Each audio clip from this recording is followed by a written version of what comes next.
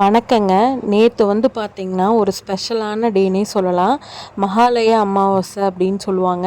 நம்ம முன்னோர்கள் இறந்த தேதி, நேரம் அதை நம்ம மறந்துட்டோம் அப்படின்னா, இந்த புரட்டாசி அமாவாசைக்கு நம்ம அவங்களுக்கு படையல் வச்சு கும்பிட்டோம்னா, அது அவங்களுக்கு திதி குடுத்ததுக்கு சமமா சொல்லுவாங்க. நம்மளால என்ன முடியுதோ அத அவங்களுக்கு படையல் வைக்கலாம். நாங்க பச்சரிசி சாதம், கருப்பு எள்ளு, தயிர் போட்டு படையல் வச்சோம்.